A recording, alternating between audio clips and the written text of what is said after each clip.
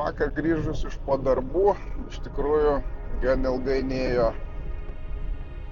užmigti ir kažkaip tokios visai filosofinės mintis paėmė turbūt visų tų mūsų, kas investuojam tiek į nekilnojamą turtą, tiek dar kažkur tai. Turbūt šventasis gralis yra Robertas Kiyosakis su savo knygom apie du tėčius, apie pinigų kvadrantą. Iš tikrųjų pasakysiu taip, kad pirmą kartą du tėčiai, turtingas ir vargšas Kiyosakio, pas mane atsirado rankose turbūt kokiais 2004-2005 metais. Gavau ją iš draugo, davė paskaityti ir aš ją per naktį sugriaužiau ir tuo metu nifiga nieko nesupratau, apie ką ta knyga yra.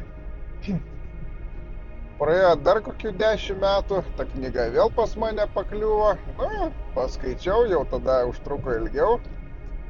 Tada kelis kartus, 4-5 kartus vis važinėdamas ir pradėjęs dirbti su NT, vis perklausydavau audiobooką. Tada jau pradėjo kažkas labiau šviestis. Ir paskutiniu metu ta knyga, jinai tokia man vis neduoda ramybės. Tiek viena, tiek kita, tiek kitos knygos. Ir jeigu taip trumpai, visų tų knygų esmė yra kokia. Kelk užpakalį, eik ir daryk, nes niekas kitas už tave to nepadarys. Jeigu yra blogai, kažką tai keisk, kažką tai, žodžiu, judėk. O jeigu dar biški pasikapšius giliau, tai ypatingai Robertas Kiyosakis akcentuoja ką? Rast problemą, ją išspręsk ir iš to uždirbk. Ir iš tikrųjų, jeigu paanalizuot tiek mano, tiek galbūt kitų investuotojų darbo metodiką, aš galiu šnekėti apie save. Didžioji dalis mano sandorių ir mano klientų yra probleminiai. Dėl ko? Dėl to, kad jau daugybę kartų sakiau, jeigu žmogus neturi problemų su nekilnojamu turtu, jam brokeris nifiga nėra reikalingas. Ta prasme, žmogus be problemų turtą gali parsiduoti pats. Mano, sakykime, imkim sandorius, dažniausiai kas? Netvarkingi dokumentai, nelikvidus turtas arba kažkokie tai apribojimai. Hipotekos, antstoliai, dar kažkas. Ir, sakykime, tas turtas, kurį aš perku iš tų pačių varžytinių, dažniausiai jisai yra irgi nelikvidus. O jeigu tas turtas yra nelikvidus, tai automatiškai yra problema. Ir tą problemą sprendžiam. Kad tą turtą padaryti likvidžiu, kad jį parduoti, kad jį pirmas dalykas sutvarkyti, kad jį įrengti, kad jį padaryti gyvenimui tinkamą ir tada jau ieškot naujų rankų, į kurias jisai pereitų. Jeigu analizuoti rinką, tikrai rinkoje tenka susidurti su daugybė brokerių, kurie problemas sprendžia. Aš visą laiką turiu ir visą laiką savo ir klientam, ir draugam, ir visiems sakau, žiūrėkit, problemą galima arba išspręsti, arba ją sukurti. Analogiškai situacijai, galima padaryti ir taip, ir taip. Lygioj vietoj galima sukurti problemą. Ir didžioji dalis tų žmonių dirbančių rinkoje, jie nifiga nesprendžia problemos. dažniausiai tas problemas jie tik sukuria. Ir vat aš kiekvieną rytą atsikėlęs galvoju, vat savo galvoju iššūkis, ane? Ką aš padarysiu šiandien atsikėlęs, kad pasauliui, klientam būtų geriau. Bet jeigu aš iš ryto atsikėlęs galvosiu, kaip čia man dabar padaryti, kad man čia šaibos eitų už nieką, nežinau, tai nėra kūryba. Tai yra sušiktas savanaudiškumas ir žiūrėjimas, kad tau būtų geriau. Mano prioritetai yra taip, kad mano klientai būtų gerai ir tada jau tada su pinigais, pinigai yra šalutinis produktas už tą visą atliktą darbą, už tą sukurtą pridėtinę vertę. Jeigu aš nesukuriu pridėtinės vertės, man net tie pinigai tokie, tai būna tų sandorių, kur tu ten padarei ir tu, aš nežinau, aš praktiškai beveik neprisimenu tų savo pardavėjų, su kuriais vat, viskas taip pasibaigė. Nes ta prasme, praėjo, užsidarėm, viskas. Bet emocija tai tokia liko, kaip miške bezdukas. Užlipai, pakilo, ir jokios emocijos nėra. Bet vat tie, kur ypatingai antstoliniai, kai reikia klientus atstovauti su įgaliojimu ir visą kitą, tie labai ilgam įsirėžia į galvą. Labai tie atvejai tokie, kai kurie skaudus, kai kurie džiaugsmingi, bet tai yra kūryba. Ir aš vakare niekaip nėjau užmigti ir telefonį įsijungiau žaidimą. Block Blast vadinasi, kur reikia tiesiog sudėti figūras, kad jos ten eilėm lygiagrečiai arba horizontaliai išsivalytų. Ir kuo tu į aukštesnį lygį eini, tuo yra sudėtingiau tą padaryti ir tą patį levelį eini vieną kartą, antrą kartą, trečią kartą, ketvirtą kartą ir vis ieškai sprendimo, kaip tą. Ir iš tikrųjų, kažkaip man vakar galvoju, tokia gimė asociacija iš tikrųjų su mano paties darbu.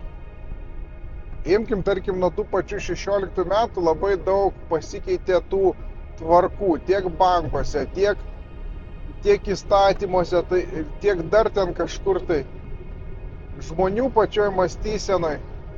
Ir iš tikrųjų kiekvieną kartą tu tarsi ateini į naują levelį su kiekvienu klientu ir žiūri. Aha, vieną levelį praėjai lengvai, o kitam levelį bandai ir bam, game over. Nėra daugiau įėjimų. Ir tu tą levelį pradedi iš naujo. Tai vat kartais tai būna su kai kuriais klientais, kad tu pabandėjai taip, aha, neina. Pabandėjai taip, neina. Vat, davai gal taip. Ir opa, žiūri ir atrandi tu naują nišą. Lygiai tas pats buvo su bankų finansavimu. Vienas modelis neina. Vienu modeliu viskas ėjo. Paskui bankai patvarkė savo visą politiką. Tada senas modelis neina. Tada vėl ieškom sprendimų, kaip tą bankų politiką apeiti. Randam sprendimą ir vėl mes pjaunam. Ir vėl bankai pakeičia ir mes vėl ieškom sprendimų. Tada atsiranda kažkokie tai įstatymai ir mes žiūrim, kaip ten išlaviruoti. O aš, tarkim, kai remontuoju turtą, man labai nepatinka, kai meistras ar ten kažkas tai sako, žiūrėk, mes taip negalim. Sakau, žiūrėk, žmogau, kaip mes negalim, aš žinau pats. Man reikia padaryti taip, kad mes galėtume. Ir man neįdomu, kokiais mes tai būdais padarysim. Svarbu, kad tie būdai būtų, sakykime, teisiški ir logiškai pagristi, dėl ko mes darom taip ir taip. Tai vat visas tas dalykas, visas, tai yra kūryba. Jeigu nėra kūrybos, jeigu yra tik tai, nežinau, sakykime, fizinis kažkoks tai smurtas, psichologinis smurtas, tikrai žinau, kad yra agentūrų, brokerių, kurie ten dirba, pasirašinėja su klientais vekselius. O vekselis kas yra? Vekselis yra tas, kad tau nifiga dirbti nereikia, o to atsiskaitimą jau taip gausi. Bet tai nėra mano būdas. Man čia kartais uždraudžia, kad tu ten kartais dirbi be sutarčių. Taip, aš dirbu be sutarčių. Su kai kuriais klientais, kuriais aš galiu pasitikėti. O kuom aš galiu pasitikėti? Tai žmonėm, su kuriais yra tekę dirbti, tai žmonėm, su kuriais jau yra tekę išspręsti kažkokias jų problemas ir mes susibendravom ir viskas yra gerai. Bet yra kategorija žmonių, su kuriais aš esu dirbęs, bet jais pasitikėti negaliu. Tai nori, nenori, tenka rašyti sutartis. Ir praktika kartais rodo, kad kai pradedi džiaugtis,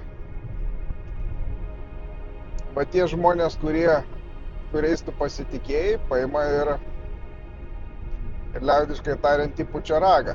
Aišku, ieškom, čia kaip toj puzliai, ieškom tinkamų detalių, kad susidarytų bendras paveikslas. Bet aš žiūriu į savo darbą kaip į kūrybą, kaip į tapymą. Jeigu aš iš ryto atsikeliu ir aš atsikeliu kaip grinčas, galvojantis apie save, tai yra negerai. Ir ar aš būnu grinčas? Tai faktas, mes visi daugiau mažiau esam grinčai. Tik tai vėlgi, tu eini, lipi per save, man kartais irgi užknisa. Tie visi klientai, jie stovi girkliai su tom savo problemom, skambina, kas girtas, kas nepatenkintas, kas dar kažkas. Tai aš kartais tiesiog nenoriu šnekėti. Tiesiog nenoriu šnekėti su žmogumi. Bet aš suprantu, kad aš nuo to niekur nepabėgsiu, kad man vis tiek tą problemą reikės išspręsti, reikės uždaryti tą sandorį, viską pasibaigti. Arba mes tiesiog išsiskirsim. Bet tada visas mano įdirbis, visas mano sugaištas, mano ir mano žmonių sugaištas laikas, jisai nueis šunį ant uodegos, o aš to nenoriu.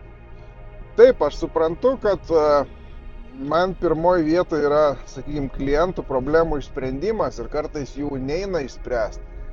Bet realiai sprendžiasi viskas. Nėra tokių problemų, kurių neišspręstume. Vienintelis galbūt dalykas, ko aš negaliu nuspręsti ir išspręsti, tai yra, kai turto nebėra. O tarkim, sudegė dar kažkas.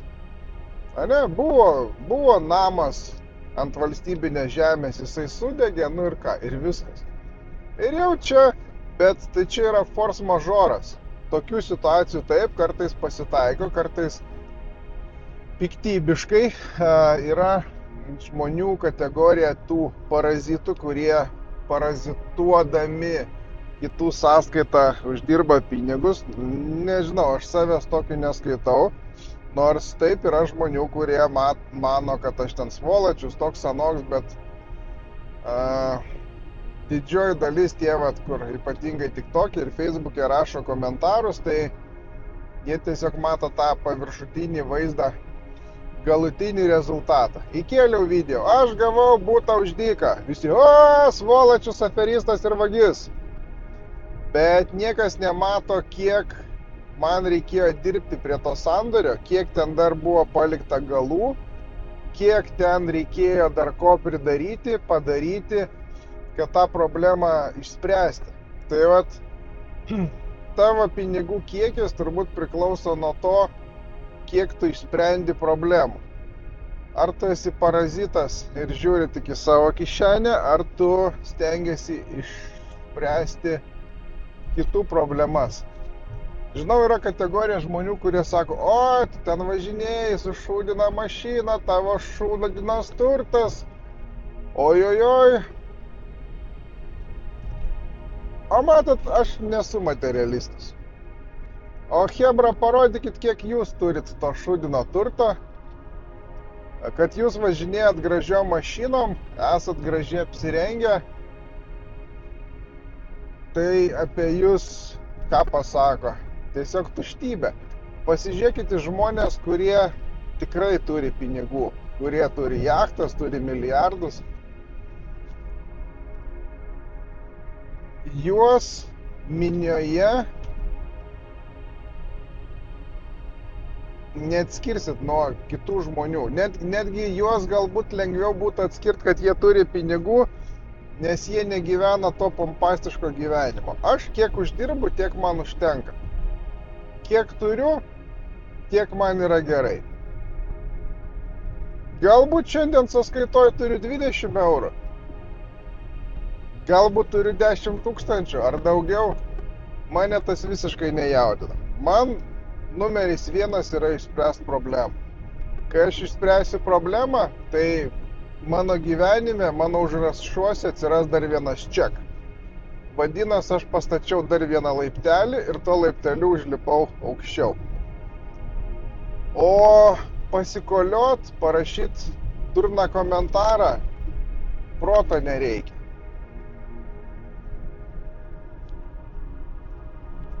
Kartais reikia tiesiog, net ir mano darbe ne visą laiką to proto reikia.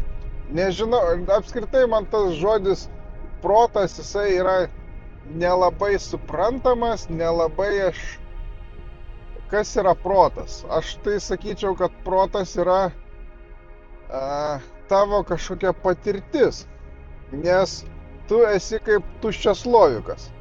Ne? Imkim 3 litrinį. Ir tas tuščias lovikas, jisai gali ten lentynoje stovėti ir iš jo jokios naudos. Bet tam slovike gali būti užraukti agurkai, tam slovike gali būti užmarinuoti pomidorai, tam slovike gali būti vyšnių kompotas, arba tas slovikas gali būti prikrautas žinių, užrašų, minčių, dar kažko tai. Iš tikrųjų, daugybę dalykų stengiuosi laikyti savo galvoj, bet mano galvoj niekaip neužsilaiko vardai.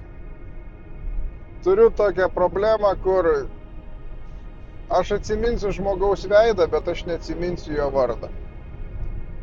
Ir kartais aš taip pajuokauju ir sakau, kad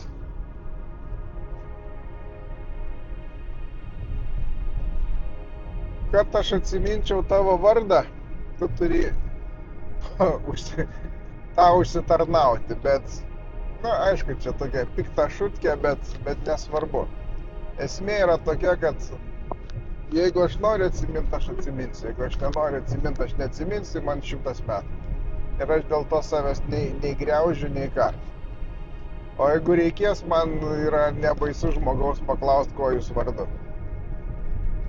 Tai vat, turbūt apie tas filosofinės mintis šį kartą tiek. Man iš tikrųjų labai per NT Campą patiko, kai Mario pasakė žodžius, kad nedirbkit dėl pinigų, dirbkit dėl jausmo. Kurkit, darykit. Ir nežinau, kas ten dar iš tų dalyvių pasakė, kad pastatyti naują yra lengviausia. Bet vat iš seno kažką tai sukurti, performuoti yra labai sunku, bet tuo pačiu yra įdomu. Dėl to, kad sukurdamas naują, tu tampi atsakingas už tą daiktą. O per kurdamas, per darydamas, tu atneši į visuomenę gėrį. Tai ir kurkim, nebūkim svolačiai, kelkim užpakalius, ieškokim problemų, jas suraskim ir išspręskim. Nedirbkim dėl pinigų, dirbkim dėl savęs, o kur yra geras jausmas, kur yra gera emocija, paskui ateina ir pinigai. Ir to aš iš tikrųjų linkiu. Džiaukitės tuo, ką darot, o pinigai ateis savaime.